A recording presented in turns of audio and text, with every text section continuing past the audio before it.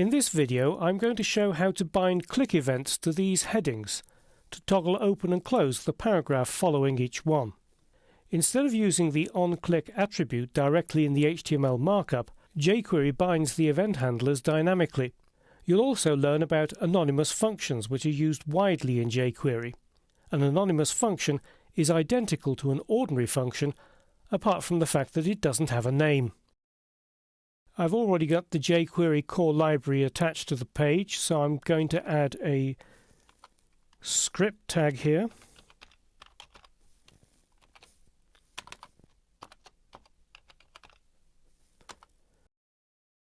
And use my snippet for the jQuery document ready handler. When the page first loads, I want the paragraph after each heading to be hidden.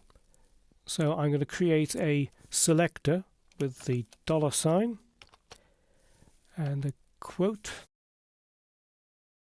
and they're H2 tags.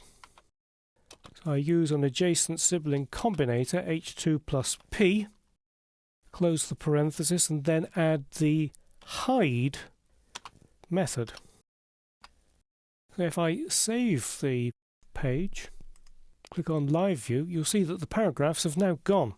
Of course, I could have used CSS to set the display property of these paragraphs to none, but by doing it this way, it makes the page more accessible to anyone who is browsing the web with JavaScript disabled. Because they don't see any jQuery, the paragraphs are there. Anybody who's got JavaScript enabled in the browser, the paragraphs will be hidden as soon as the page is loaded. So let's just exit Live View and continue with the script. What I want to do now is to bind a click event handler to the H2 headings. So I'll just enter a new line and create a selector for H2. Then add a period and type CLI. And that brings me to the code hints for click. You'll see there are three options for click there. The first one just inserts click and leaves you to add whatever code you want. The second option inserts click followed by an opening parenthesis, again leaving you to add the rest of the code. And the third option down here automatically inserts an anonymous function. And that's the option that I want. So I'm just going to double click that. And what Dreamweaver has done is insert an anonymous function skeleton. So it's the function keyword, and between the parentheses is the letter E. What that does is it captures the event that is triggered by clicking. And then you write the rest of the function inside here. The H2 selector selects all of the headings, but I want to apply it to just each individual heading. And fortunately, the way in which you can handle this is using the this selector. So it's $sign open parenthesis, and Dreamweaver gives me the option of document and this. I want this without any quotes around it. This refers to the heading that has been clicked and not to any of the other headings. What I want the function to do is to toggle open and close the next paragraph following the heading.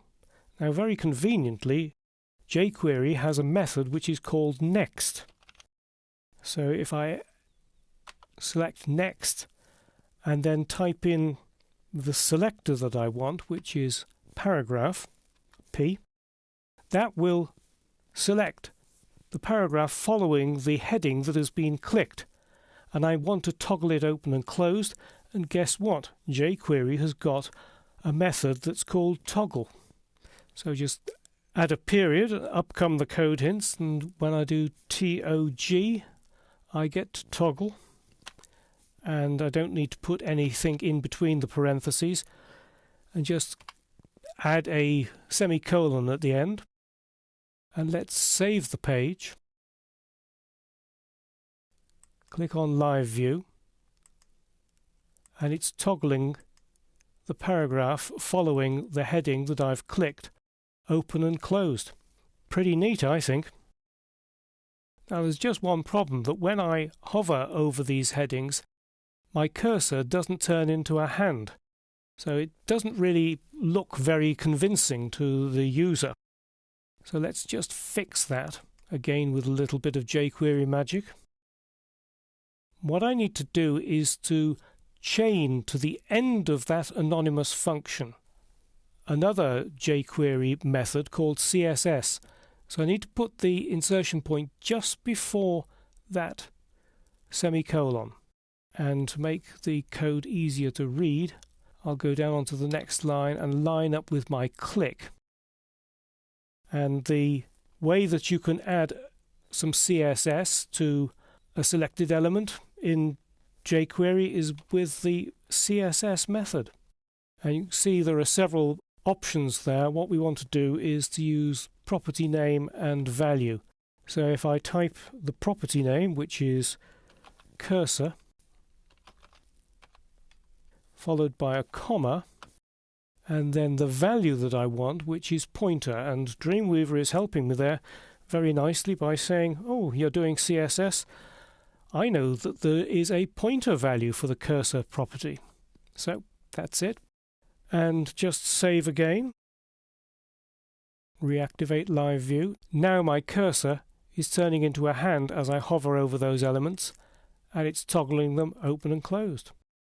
So this video has covered several important features of jQuery: binding event handlers dynamically to multiple elements, using anonymous functions, passing this as the argument to the jQuery object to select the target of an event, locating the next element of a particular type with the next method, and dynamically changing an element's CSS properties.